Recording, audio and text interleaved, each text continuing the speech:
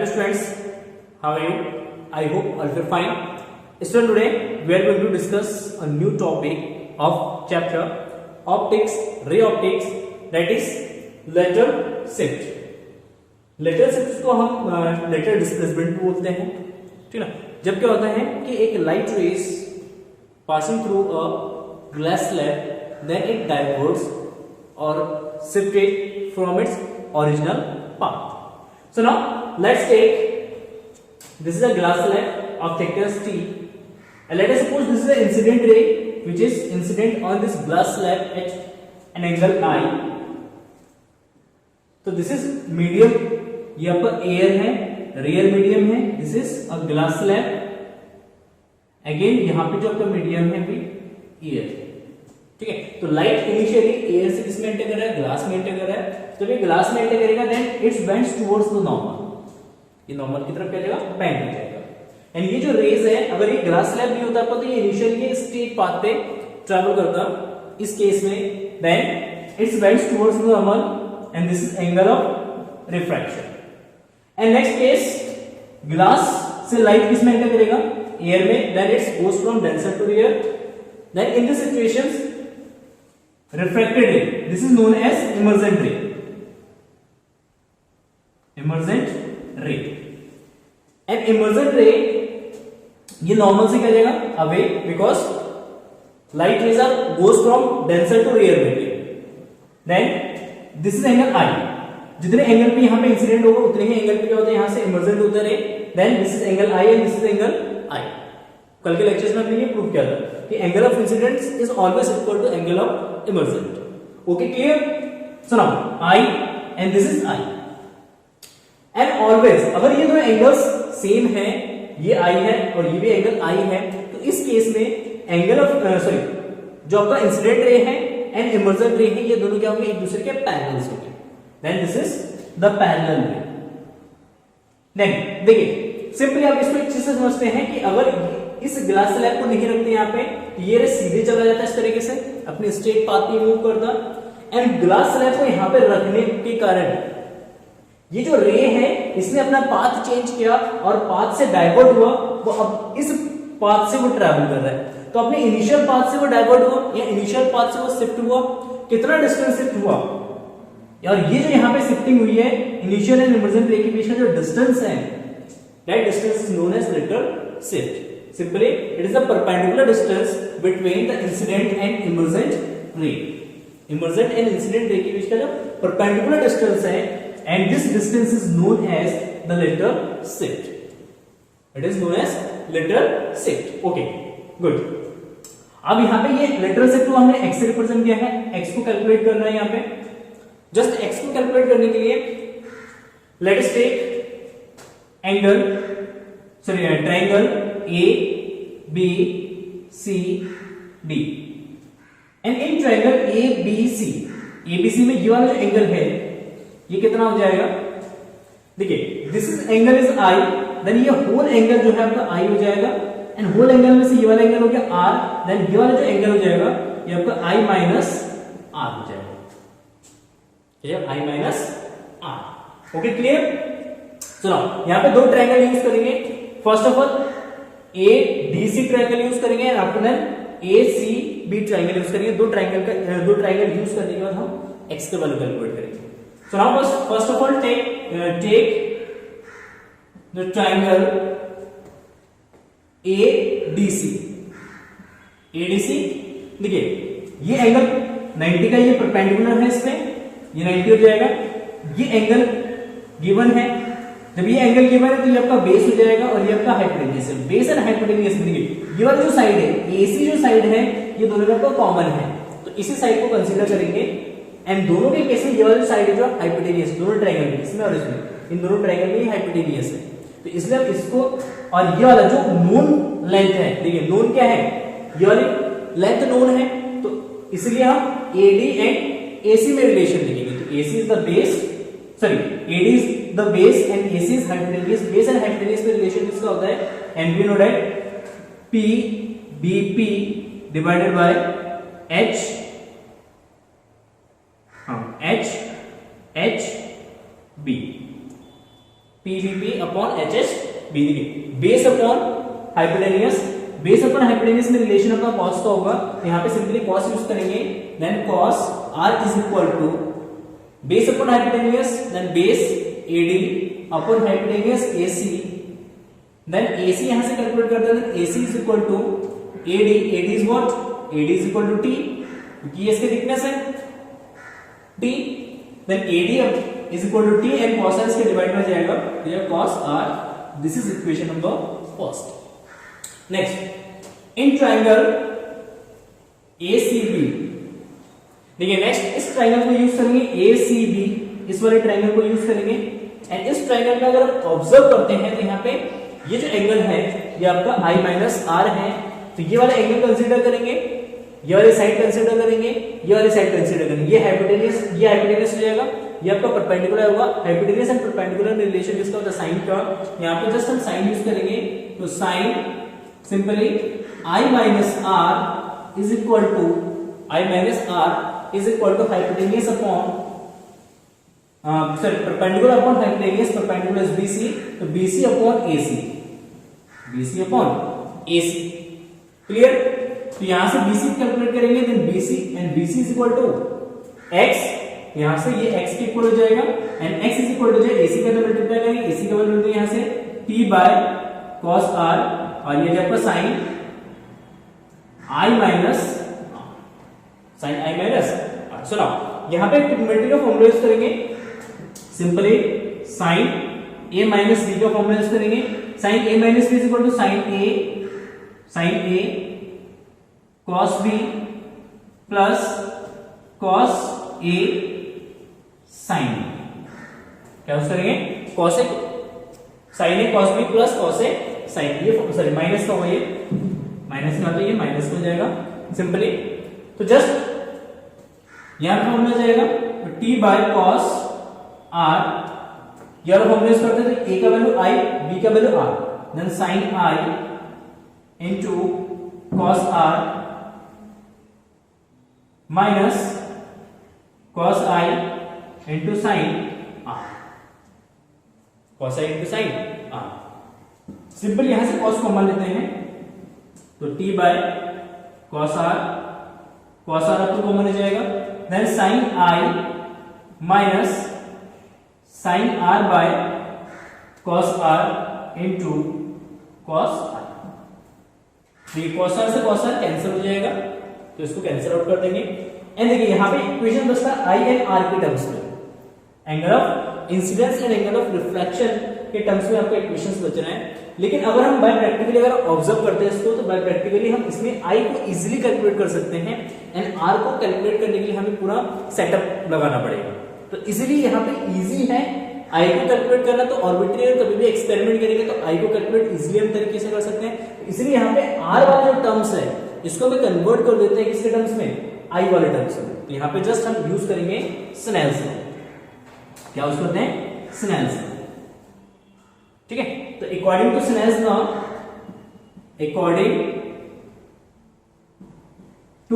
Law,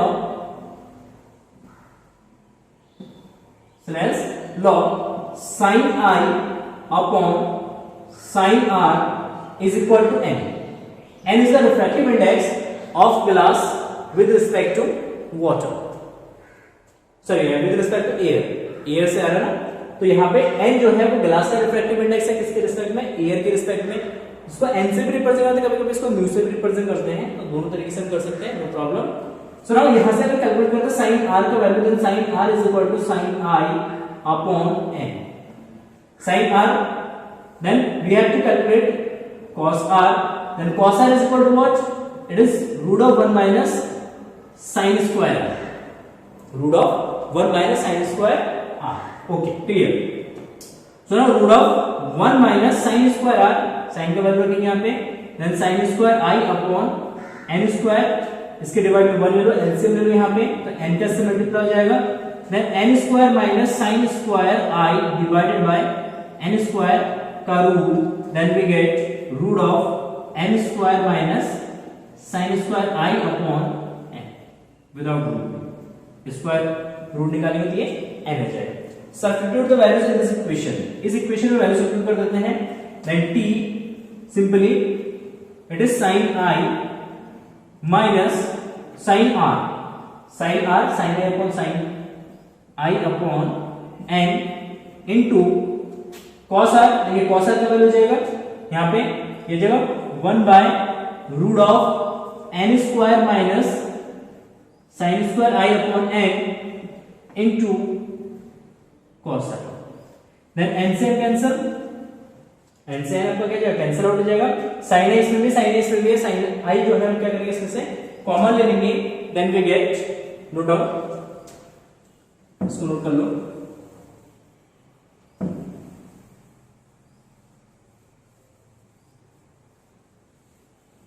सुना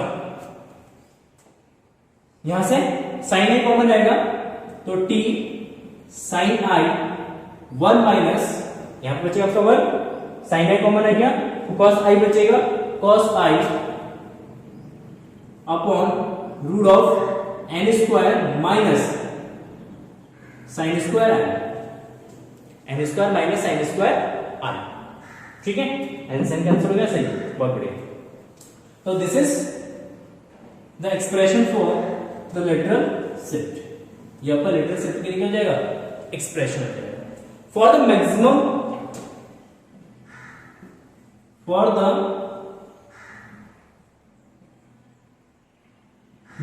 value,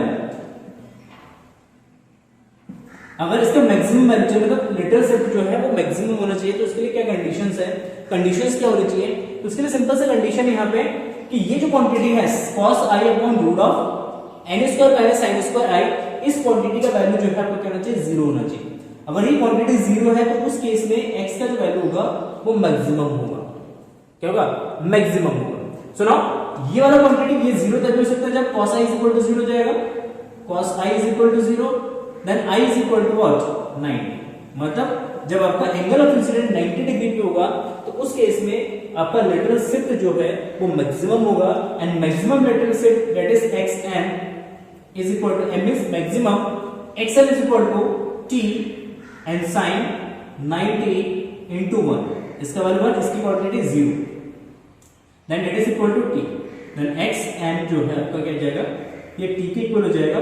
it means lateral shift जो है वो मैक्सिमम t के इक्वल हो सकता है, t से ज्यादा या t से ग्रेटर को नहीं हो सकता, t से हमेशा लेस होगा या t के इक्वल होगा। क्लियर? तो आई होप ये टॉपिक्स क्लियर हो गया होगा, and note down.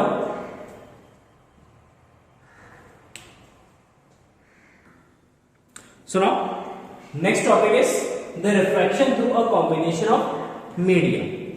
Combination of media मतलब बहुत सारे कॉम्बिनेशन हो, 2 3 4 5 मीडियम आपस में अगर कंबाइन हो तो उसके कॉम्बिनेशन से आपको सिंपली रिफ्रैक्शंस को स्टडी करना है। So now let us suppose we have a 3 medium, this is medium first, sorry medium second, this is medium first, this is medium second, and this is medium third, medium third, this is medium first, and again this is medium first। तो ये तीनों medium जो है combine form में है, तो in combination से light का रिफ्रैक्शन किस तरीके से होगा उसको स्टडी करते हैं। Late us suppose this is air, this is water, and this is glass, and again it is air, air, water, glass and air, and we know that water is optically dense compared than air, glass is optically dense compared than water and air, and air जो है हमारा सबसे rare medium है। So now देखो incident ray, ये अपना एक incident ray देते हैं जो एयर से वाटर में एंटर कर रहा है, दिस इज अ नॉर्मल, ये बेंड होगा थोड़ा सा, एंड अगेन ये वाटर से किस में एंटर कर रहा है, ग्लास में, अगेन ये बेंड होगा, क्या जाएगा, बेंड हो जाएगा यहाँ पे नॉर्मल की तरफ, एंड अगेन यहाँ पे जब ये ग्लास से एयर में एंटर करेगा तो नॉर्मल से अवे जाएगा, क्योंकि ये डेंसर टू रेयर जा रहा है। ठीक हो गया, क्लियर।